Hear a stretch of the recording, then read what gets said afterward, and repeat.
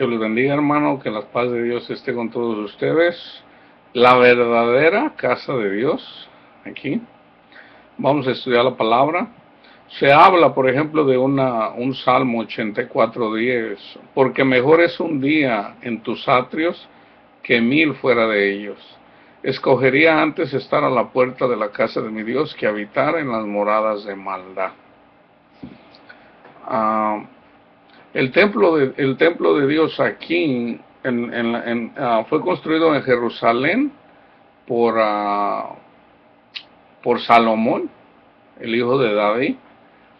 Aunque el templo en sí, desde que Dios sacó de la esclavitud al pueblo de Israel de Egipto, y pasando por el monte Sinaí le da la ley, también les da las medidas para que hagan el tabernáculo, hagan el templo que van llevando, el tabernáculo que van llevando, ¿verdad? Por el desierto. Lo llevaban, descansaban, lo ponían y luego otra vez, ¿verdad? Una vez que llegaron y lo establecieron eventualmente en Israel, y siendo Salomón, por redondear números, unos 500 años después de Moisés, él es el que hace la casa de Dios en Jerusalén, siendo una sombra de la iglesia como la casa de Dios. Nosotros somos la casa de Dios, el templo de Dios. Y vamos a las lecturas, las voy a leer rapidito. Primera de Reyes 5:5.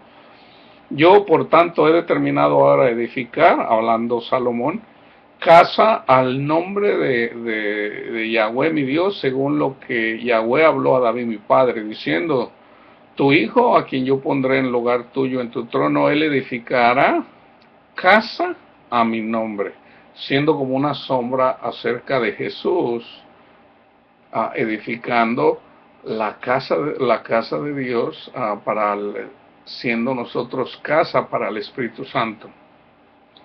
Primera de Reyes 6:17, la casa, esto es, el templo de adelante tenía 40 codos. La casa y el templo es lo mismo, ¿verdad?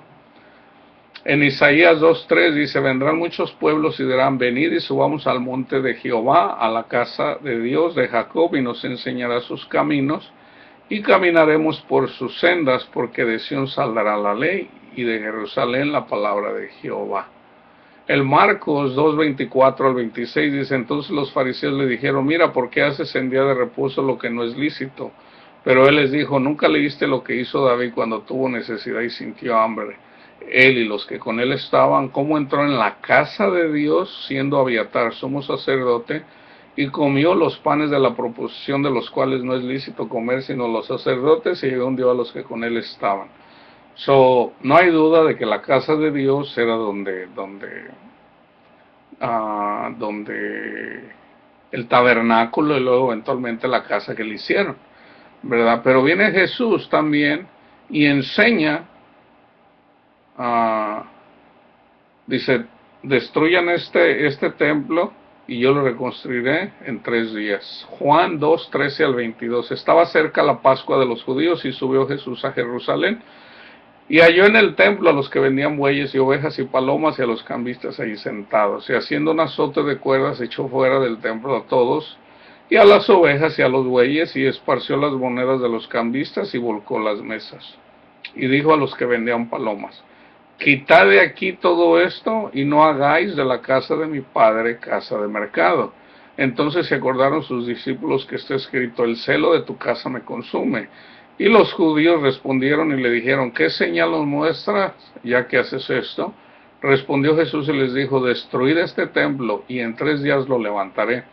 Dijeron luego los judíos: en 46 años fue edificado este templo, y tú en 3 días lo levantarás.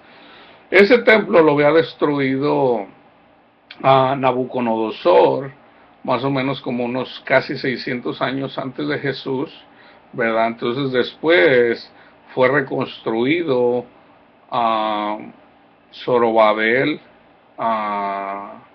hubo varias personas. Entonces ya para el tiempo antes de Jesús, lo reconstruyeron, ¿verdad? Les dieron toques ahí, y en esos 46 años les tomó levantar ese edificio, ¿verdad? Y dice, y tú en 3 días lo levantarás, mas él hablaba del templo de su cuerpo. Entonces fijan cómo esa es la sombra de lo que eventualmente va a venir a ser la casa de Dios, que es la iglesia. Mas él hablaba aquí, mas él hablaba del templo de su cuerpo. Por tanto, cuando resucitó de entre los muertos, sus discípulos se acordaron que había dicho esto y creyeron en la escritura y la palabra de Jesús que había dicho. Y fíjense cómo en